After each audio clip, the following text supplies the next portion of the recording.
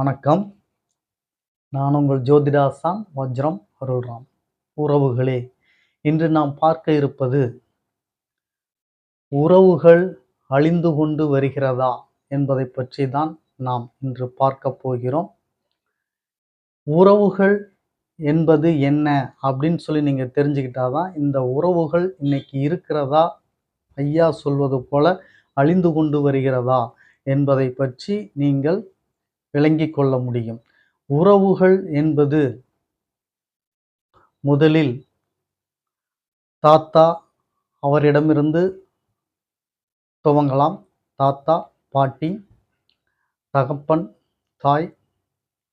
அடுத்தது நாம், நமக்கு மகன், மகள், அவர்களுக்கு மகன், மகள், அதாவது பேரப்பிள்ளைகள், அவர்களுக்கு பிள்ளைகள், கொள்ளு பேரன், கொள்ளு பேத்தி, அவர்களுக்கு பிள்ளைகள், எள்ளு பேரன், எள்ளு பேத்தி.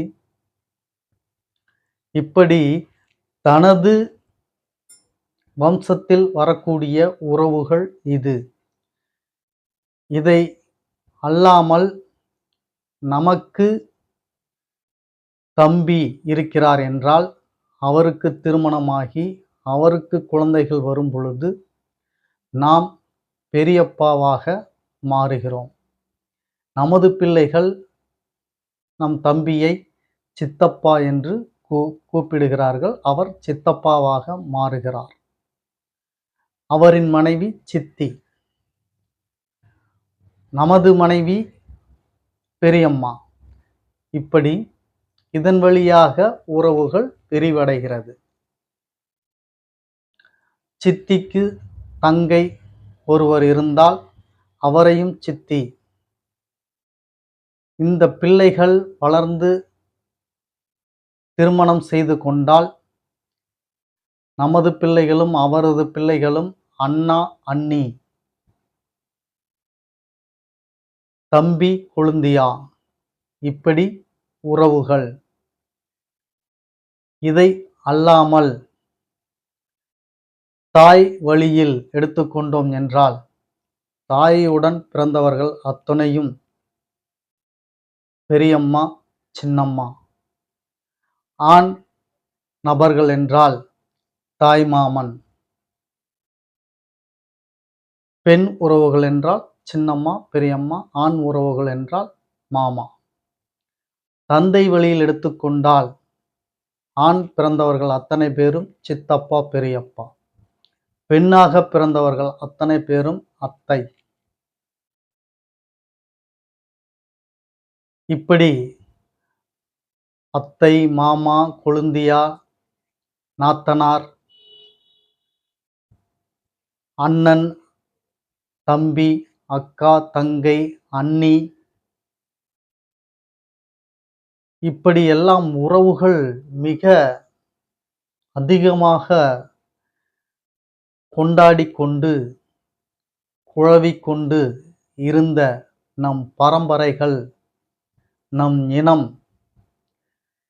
அழிந்து கொண்டுதான் இருக்கிறது. காரணம், வாரிசுகள் போதுமான அளவில் இல்லாததால்.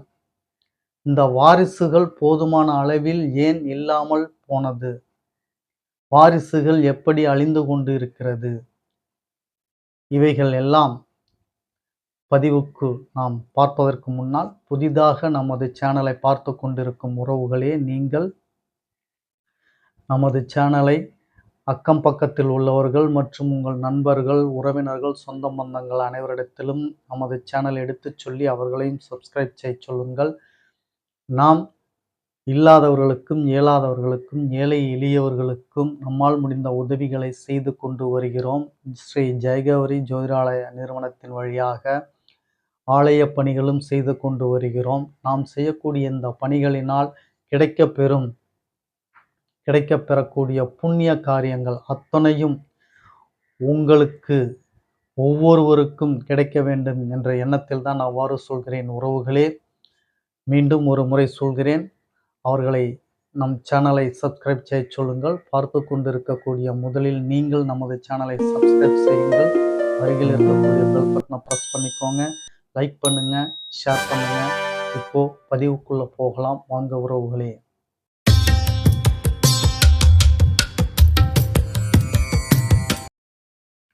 உறவுகளே, இந்த உறவுகள் என்பது அழிந்து கொண்டிருக்கிறது. அதற்கு காரணம் வம்சவிருத்திகள். வம்சவிருத்திகள் குறைவதனால் உறவுகள் அழிகின்றன. இந்த வம்சவிருத்திகள் எதன் அடிப்படையில், எப்படி அது உருவாகிறது, எப்படி அது அறிந்து கொள்வது என்பதை பற்றி பார்த்துவிடலாம்.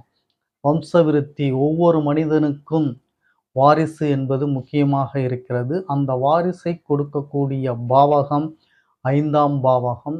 இந்த 5ஆம் பாவகம் ஒரு மகத்துவமான பாவகம். ஜோதிடத்திலேயே மிக சிறப்பாக இருக்கக்கூடியது 1, 5, 9 என்பதுதான். நமது இந்த 5ஆம் பாவகம் என்பது வாரிசை மட்டுமல்ல, உங்களது மனநிலையை சொல்லக்கூடிய பாவகமும் இந்த 5ஆம் பாவகம்தான். ஒருவருக்கு 5ஆம் பாவகம் பலம் பெற்று விட்டால் அவர்களுக்கு மனம் விசாலமாக இருக்கும். மனதில் பட்டதை சட்டென்று செய்து விடுவார்கள். மனசாட்சிக்கு கட்டுப்பட்டவர்களாக இருப்பார்கள். மனிதநேயம் மிக்கவர்களாக இருப்பார்கள். 5ஆம் பாவகத்தினுடைய வலிமை அவ்வளவு அளப்பரியது. காரணம், இந்த மனம் என்னும் சொல்லக்கூடிய தன்மையை உள்ளடக்கி வைத்திருப்பதனால்தான் 5ஆம் பாவகம் அவ்வளவு வலிமையானது. இந்த மனம் என்ற ஒன்று இல்லை என்றால் உலகத்தில் இருக்கக்கூடிய அத்தனை தீமைகள், நன்மைகள் என்பது இல்லாமல் போய்விடும். இந்த மனநிலைக்கு எதிராக செயல்படக்கூடியவர்கள் அத்தனை பேரும்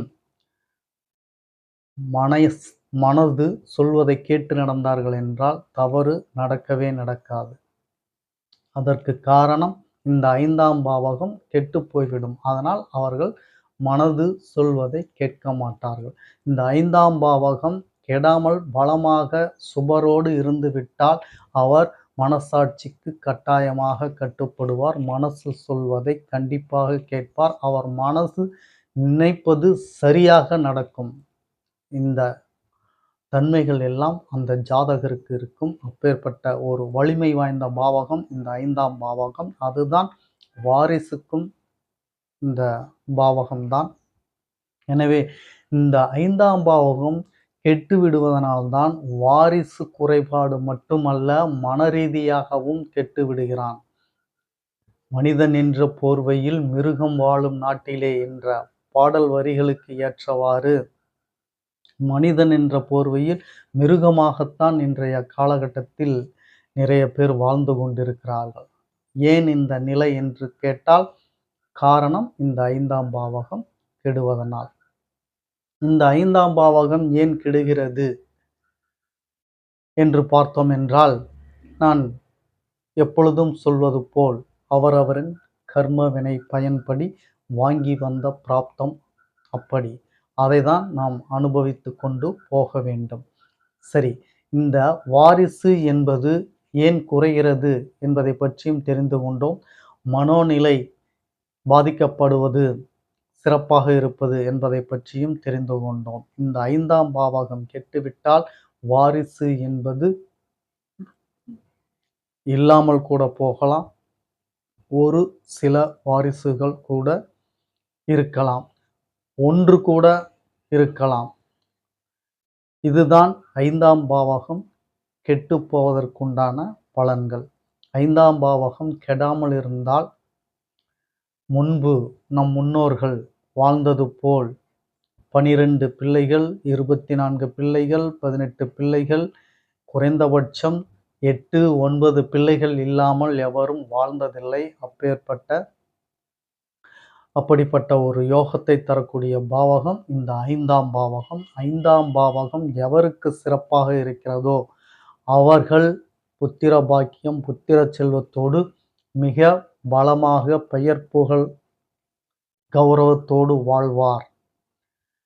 இன்று இந்த 5ஆம் பாவகம் கெட்டுவிட்டது. என் சந்ததிகளாவது 5ஆம் பாவகம் பலத்தோடு அவர்கள் மக்கள் செல்வத்தோடு வாழ வேண்டும் என்று நீங்கள் விரும்புவது எமக்கு தெரிகிறது. அதற்கும் உங்களுக்கு பரிகாரம் சொல்லிவிடுகிறேன். நீங்கள் 5ஆம் பாவகத்தை பலப்படுத்துவதோ, 5ஆம் அதிபதியை பலப்படுத்துவதோ அது உங்களைச் சார்ந்த விஷயம். அதை நாம் விட்டுவிடுவோம். உங்கள் ஜெனரேஷனுக்கு புண்ணியங்கள் அவர்கள் சிறப்பாக 5ஆம் பாவகம் பலத்துடன் 5ஆம் அதிபதி பலத்துடன் இருக்க வேண்டும் என்று பார்த்தோம் என்றால் குரு பகவானை வழிபடுங்கள். குரு பகவானை வழிபட்டு வந்தீர்கள் என்றால் பிரதி வியாழந்தோறும் காலை உங்களுக்கு 6 to 7 இந்த 1 மணி வேளையில் குரு ஹோரை வரும். இந்த குரு ஹோரையில் நீங்கள் குரு பகவானை வழிபட்டு வந்தீர்கள் என்றால் உங்களுக்கு 5ஆம் பாவகத்தின் நிலை சிறப்பாக அமைந்துவிடும். கௌரவம் பரம்பரையாக கௌரவத்துடன் அந்தஸ்துடன் வாழ வேண்டும் என்று விரும்புகிறீர்கள் என்றால் சூரிய பகவானை ஞாயிறு தோறும் 6 to 7 சூரிய ஓரையில் வழிபாடு செய்யுங்கள். இந்த இருவரையும் நீங்கள் வழிபாடு செய்தீர்கள் என்றால் உங்கள் வம்சம் வாழையடி வாழையாக கௌரவம் அந்தஸ்துடன் பிள்ளை பேறு அதிகமாக இருக்கக்கூடிய ஒரு பாக்கியத்தை இந்த இரு கிரகங்களும் உங்களுக்கு அருள்வார்கள். இவர்களை அல்லாமல் எல்லாவற்றிற்கும் பரம்பொருளான என் அப்பன் திருச்சிற்றம்பலம் அவரை நீங்கள் ஞாயிறு தோறும் வணங்கி வாருங்கள்.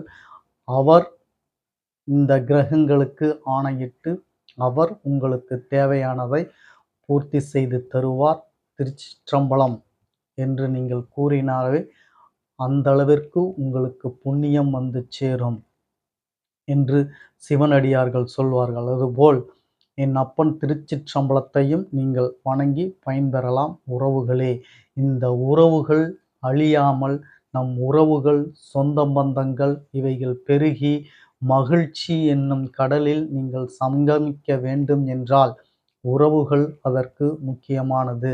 உறவுகள் இல்லை என்றால் சந்தோஷம் உங்களுக்கு ஷாப்பிங்கிலோ மால்லையோ தியேட்டர்லேயோ இது போன்றுதான் நீங்கள் சந்தோஷத்தை அனுபவிக்க முடியும். அது சொற்ப சந்தோஷம். அதை விட்டு வந்தீர்கள் என்றால் நிலைத்திருக்காது. உண்மையான மகிழ்ச்சி உறவுகளோடு நாம் சேர்ந்து உணவு உண்ணுவது, உணவு தயார் செய்து குறைநிறைகளை பாராட்டி கொண்டு அவர் அப்படி இவர் இப்படி என்று மனம் விட்டு ஆசாபாசங்களுடன் அன்பை பரிமாறிக்கொள்ளும், ஒருவர் பிள்ளையை ஒருவர் உச்சி முகர்வதும், ஒருவரை பற்றி ஒருவர் புகழ்வதும், இது போன்ற மகிழ்வெல்லாம் இன்று தொலைத்துவிட்டு இருக்கிறீர்கள். அதனால் பிள்ளை பேறு என்பது மிக முக்கியம். பிள்ளை பேறு அதிகமாக இருந்தால்தான் உறவுகள் பலப்படும். உறவுகள் அதிகமாக இருந்தால்தான் மகிழ்ச்சி அங்கு சங்கமிக்கும். மகிழ்ச்சியாக இருந்தீர்கள் என்றால்தான் நீங்கள் ஆயுள் ஆரோக்கியத்துடன் வாழ முடியும். இவையெல்லாம் ஒன்றன் பின் ஒன்றாக அதில்தான் அடங்கியுள்ளது. எனவே உறவுகளே, உறவுகள் வேண்டும் என்ற எண்ணத்தில் உங்கள் சந்ததிகளுக்கு, உங்கள் பிள்ளைகளுக்கு இவைகளை எல்லாம் சொல்லி அவர்களை நல்ல முறையில் வளர்த்து அவர்கள் இந்த உலகத்திற்கு நல்லது செய்யுமாறு பார்த்து கொள்ளுங்கள். உறவுகளே, இன்று ஒரு சிறப்பான பதிவை பார்த்தோம் என்ற மகிழ்வில் நான் மீண்டும் மற்ற ஒரு பதிவில் உங்களை சந்திக்கும் வரை உங்களுக்கு நன்றி, வணக்கம் சொல்லிக்கிறேன் உறவுகளே.